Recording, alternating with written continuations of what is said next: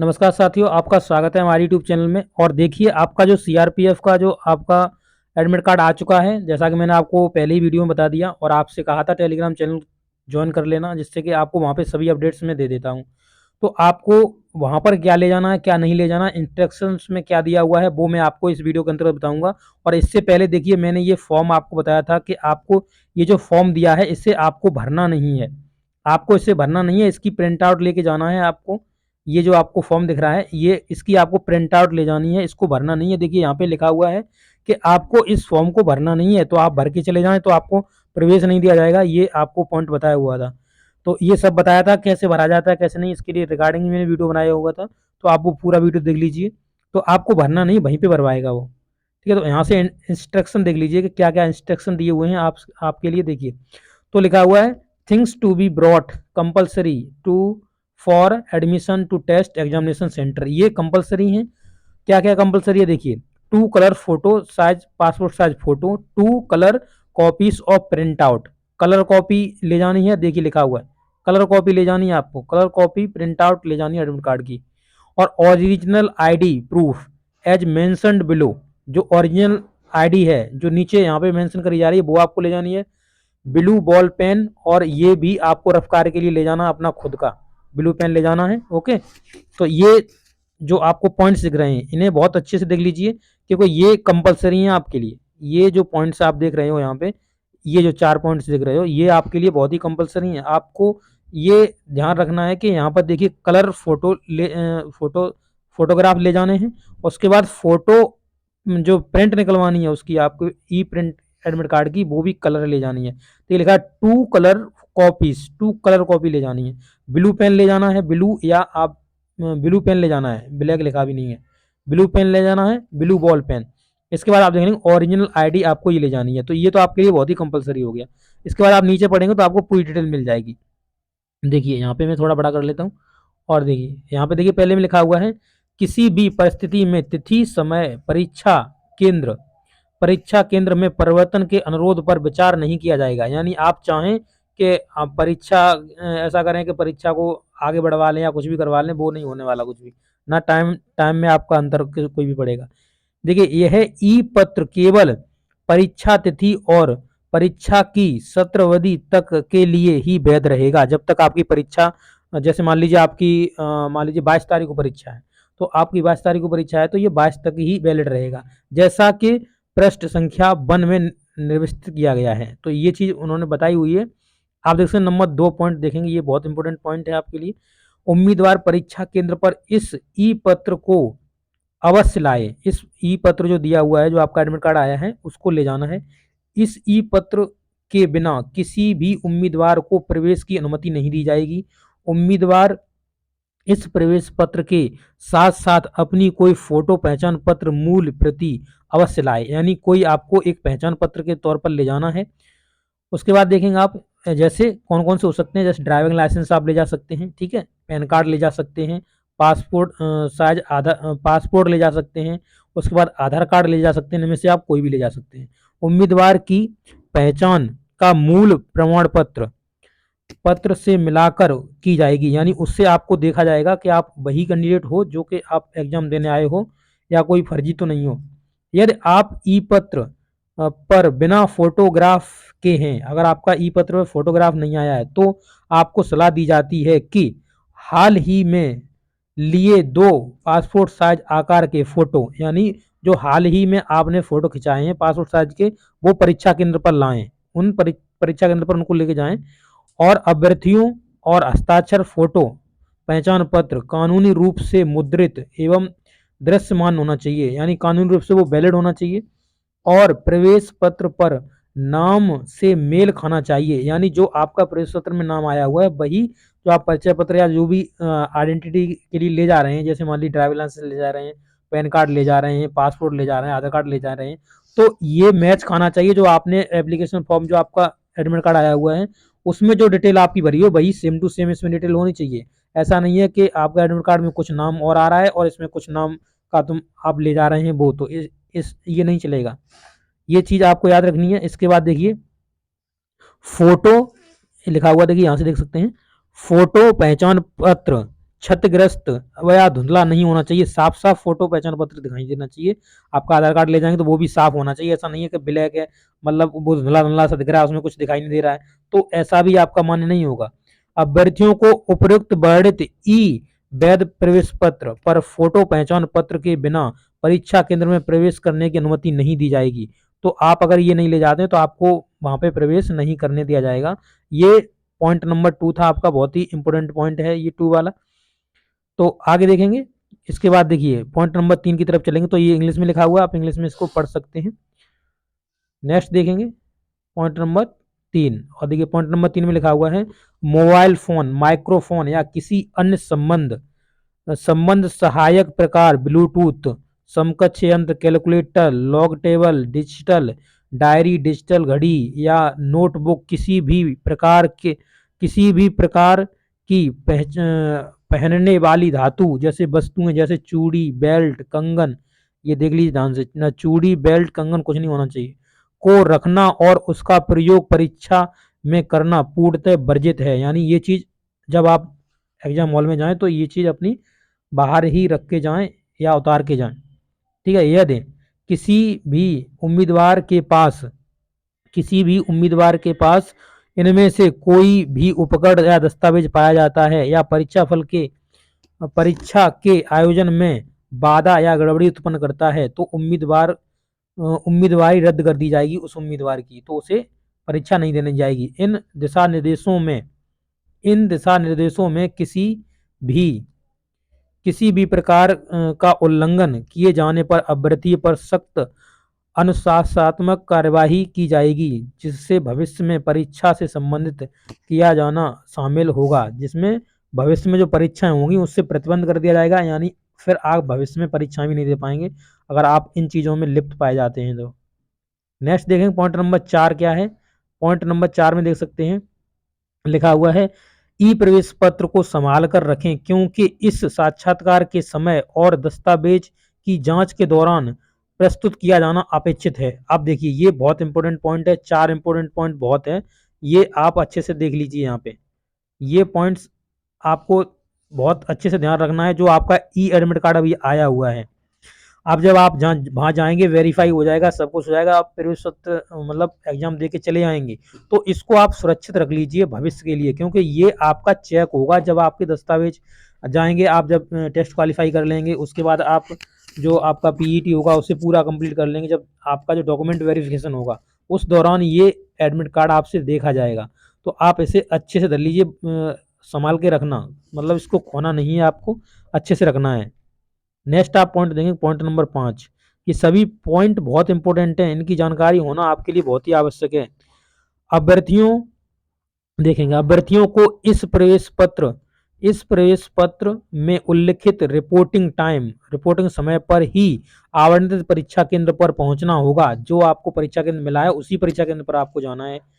1 से 1.5 घंटे पहले ही आप वहां पर पहुंच जाएं ताकि प्रवेश संबंधी, यानी फिर आप कहेंगे कि मतलब लेट पहुंचते हैं तो आपको वो एंट्री नहीं देते हैं, औपचारिकता का कार्य सहजता से किया जा सके और जो आपके वहाँ पे जो आपको एंट्री फेंट्री कराता है, जो आपसे भरवाता है, वो चीज़ आपकी कंप्लीट हो जाए पेपर स्टार्ट होने से पहले, इसलिए आपको टाइम से पहले जाना है।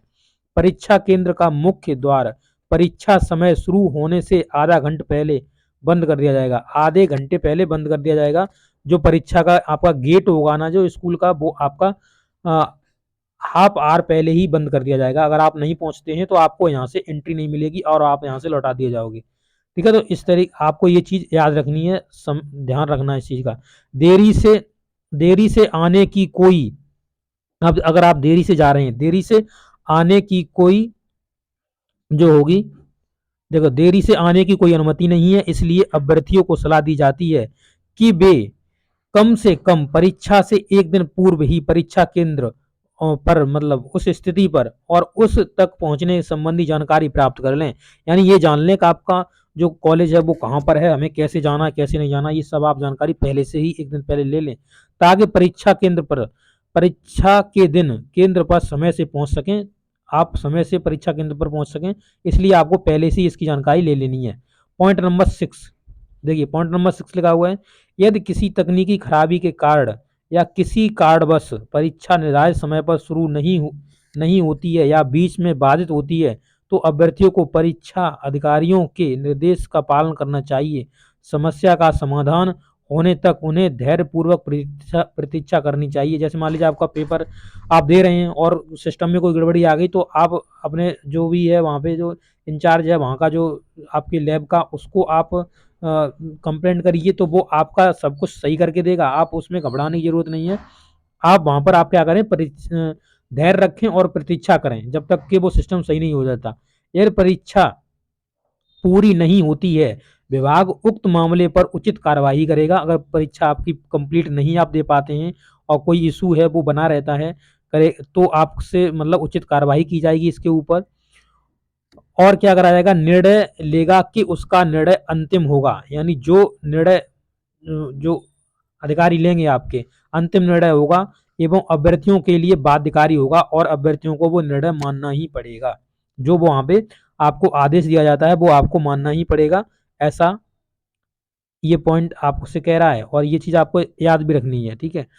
अभ्यर्थियों को आश्वस्त किया जाता है कि किसी भी कारण से परीक्षा व्यवधान जैसे गंभीर मा, मामूली तकनीकी बाधा, सर्वर की धीमी गति, सर्वर का संपर्क न रहना आदि होने की स्थिति में उनके परीक्षा के समय की किसी प्रकार की हानि नहीं होगी। इसके बेहकदार हैं, या जिसके बेहकदार हैं, मतलब जो आपको जो टाइम दिया जा रहा है, यानी जो आपको 90 मिनट्स दी जा रही है एग्जाम के लिए, जैसे आपको मालूम 1.5 घंटे का आपका एग्जाम होने वाला है, तो अगर आपका जैसे सिस्टम खराब होता है तो आप उसके लिए आप घबराइए मत, आपको पूरा टाइम दिया जाएगा, आपकी जो भी इशू होगा वो आपसे दूर किया जाएगा, तो उसके लिए आपको घबराना नहीं है, ठीक है। पॉइंट नंबर 8 देखिए। पॉइंट नंबर 8 में क्या कहा हुआ है, आपको सभी पॉइंट सुनने अच्छे से सुनने हैं, क्योंकि ये पॉइंट्स वहां पे जाकर आप बहुत दिक्कत उठाएंगे। फिर परीक्षा समाप्त होने के बाद निकास सत्यापन आयोजित किया जाएगा, यानी परीक्षा जब समाप्त हो जाएगी तो सभी लोगों को एक साथ निकाला जाएगा।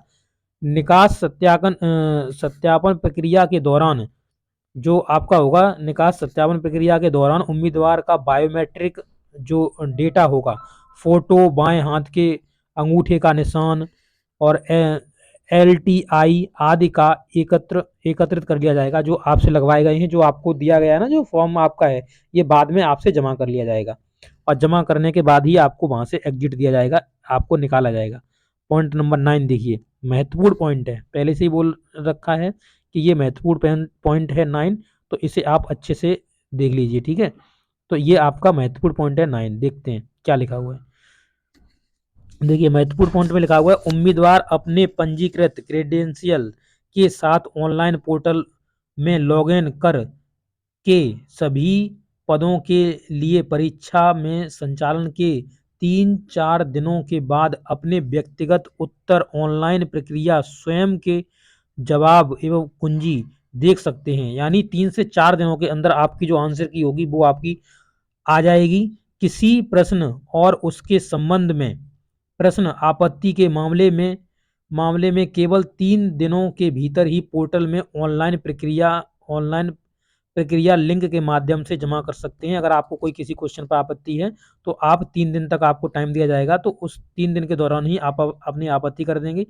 प्राप्त आपेक्षों को आपत्ति के रूप देने के लिए विषय विशेषज्ञ द्वारा फिर से जांच की जाएगी, यानी ये जांच करके फिर क्या करेंगे, किसी भी परिस्थिति में तो संचार चैनल के किसी भी अन्य माध्यम से प्राप्त प्रश्नों या कुंजियों से संबंधित प्रतिक्रिया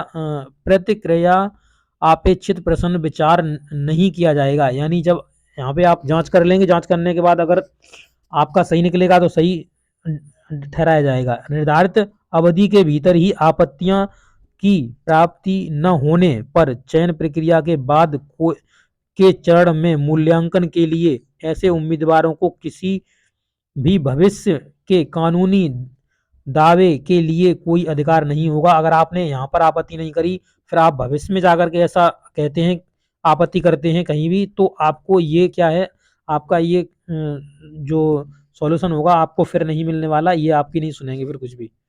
ऑनलाइन प्रक्रिया लिंक की सही तारीख और समय CRPF की वेबसाइट पर अपलोड किया जाएगा। उम्मीदवार को उम्मीदवार को नियत रूप से भर्ती चयन प्रक्रिया से संबंधित सूचना निर्देश सर्कुलर एवं सर्कुलर के माध्यम से नवीनतम अपडेट के लिए सीआरपीएफ की वेबसाइट को विजिट करना है, आपको देखते रहना है। ठीक है, तो ये आपके लिए इंपॉर्टेंट पॉइंट था कि आपके 3 से 4 दिन के बाद आपकी आंसर की अपलोड हो जाएगी, और 3 से 4 दिन जो आपका, जैसे आपको ये पता है कि 22 तारीख से जो आपके एग्जाम स्टार्ट हो रहे हैं वो 28 तारीख तक चलेंगी। यानी इसके बाद अगर हम 4 दिन जोड़ लेते हैं तो आप देख सकते हैं कि अभी जो 2023 है, तो फरवरी अभी कितने की है, ये 28 की है। यानी 1 मार्च, 2 मार्च, 3 मार्च, 4 मार्च, यानी 4 मार्च को आपकी आंसर की जो होगी वो अपलोड हो जाएगी। इसके बाद 3 दिन तक ये आपकी आपत्तियां लेंगे, यानी 5 को लेंगे, 6 को लेंगे और 7 को लेंगे। फिर यहाँ पर ये पोर्टल खत्म कर दिया जाएगा, बंद कर दिया जाएगा। उसके बाद जो आपका होगा वो आपका रिजल्ट बन के आएगा, रिजल्ट आपका दिया जाएगा। ठीक है, तो ये चीज़ आपको याद रखनी है, ये बहुत ही इंपॉर्टेंट पॉइंट है। आप फिर पूछेंगे आंसर की कब आएगी और कब आपत्ति होगी, तो ये आपको पहले ही शेड्यूल इन्होंने दिया हुआ है। आप अच्छे से पढ़ेंगे तो आपको सब कुछ मिलेगा देखने के लिए। और वीडियो में बना रहा हूँ तो आप देख सकते हैं यहाँ पे। देखिए, सभी परीक्षा लैब्स वीडियो निगरानी के अधीन होंगी। सभी में क्या होगा, वीडियोग्राफिंग चलेगी यहाँ पर सभी लैबों में। तो आप वहाँ पर कोई भी गलत एक्टिविटी ना करें जिससे कि आप उसमें रिकॉर्ड हो जाएं और फिर बाद में आपको दिक्कत हो। भविष्य में आप कोई भी एग्जाम नहीं दे पाएंगे अगर यहाँ पे आप गड़बड़ी करते हैं तो। देखिए, नेक्स्ट देखेंगे, प्रश्न पत्र द्विभाषी अर्थात हिंदी अंग्रेजी दोनों में होगा। प्रश्न पत्र का भाषा संबंधित खंड उसी भाषा में होगा। यानी देखिए, जैसे मान लीजिए, इसका कहने का मतलब ये है कि इंग्लिश अगर आपने चूज करी तो इंग्लिश ही आपको दिखाई देगी, हिंदी चूज करी तो हिंदी में ही दिखाई देगा क्वेश्चन आपको। फिर आप ऐसा नहीं कर सकते हैं कि जैसे मान लीजिए कि आपने इंग्लिश चूज करी है तो आप मान लो कि हिंदी में भी दिखाई दे, ऐसा तो पॉसिबल ही नहीं है। तो ठीक है ना, तो आपको हिंदी चूज करी तो हिंदी दिखाई देगा, इंग्लिश दी है तो इंग्लिश दिखाई देगा, जो आपके लैंग्वेज के पार्ट है उसमें दिखाई देगा, जैसे आपको हिंदी इंग्लिश होती है। ठीक है, ऐसे लास्ट पॉइंट देखेंगे। देखिए, कंप्यूटर ऑपरेटर टेस्ट परीक्षा के से प्रारूप से परिचित होने के लिए उम्मीदवार को सलाह दी जाती है कि वेबसाइट इतनी पर आपको, देखिए ये जो वेबसाइट है इस पर आप जाकर के टेस्ट लगा सकते हैं इनका कि किस प्रारूप में आपका जो वो होगा, आपका जो यानी जो टेस्ट होगा वो किस प्रारूप में आएगा। तो आप यहाँ पर जाकर के, अभी जाकर के यहाँ पे आप क्या कर सकते हैं, टेस्ट लगा सकते हैं। डेमो के ये आपको डेमो दिया जा रहा है टेस्ट का। ठीक है, तो डेमो टेस्ट आपको देखने के लिए मिलेगा यहाँ पे, तो आप जाकर के यहाँ से लगा सकते हैं। ये आप ऑफिशियल वेबसाइट देख सकते हैं, https://crpf.gov.in पर जाएं और यहाँ पर जाकर के आप वहाँ से आप टेस्ट लगा सकते हैं। तो आप अगर, अब मैं ऐसा करूँगा, इस पर भी आपको बता दूंगा कि आपको टेस्ट कैसे लगाना है। ठीक है, तो अगले वीडियो में वो चीज़ मिल जाएगी। तो ये वीडियो काफ़ी लंबा हुआ बट आपके लिए बहुत ही इंपॉर्टेंट था, इन्फॉर्मेशन बहुत इंपॉर्टेंट थी। तो आप अपने दोस्तों के साथ जरूर शेयर कर देना। यहाँ पर जेन्युइन आपको सब अपडेट्स मिलती हैं और सबसे ज़्यादा बहुत जल्दी मिलती हैं। आपको क्या करना है, देखिए आप, ये चैनल हमारा यूट्यूब चैनल भी है और ये हमारा टेलीग्राम भी चैनल है, बेसिक टू टॉप हिस्ट्री। तो आप जाकर के इसे सर्च कर लीजिए तो आपको मिल जाएगा टेलीग्राम में। ठीक है, और आप यूट्यूब पे जाकर के केवल सर्च कर लेते हैं B2TS, तो भी आपको ये हमारा चैनल देखने के लिए मिल जाएगा। तो ये शॉर्ट में है और ये आपका लॉन्ग में है। ठीक है, तो आप जाकर के वहाँ से हमारे चैनल से जरूर ज्वाइन हो जाइए। आप एक बार ज्वाइन होंगे आपको कभी भी ये नहीं लगेगा कि हमें कोई अपडेट्स नहीं मिल रही हैं। आपको सभी अपडेट्स हम यहाँ पे प्रोवाइड कराते हैं। Okay, thank you. आपको वीडियो अच्छा लगा तो अपने दोस्तों के साथ जरूर शेयर करना। Thank you.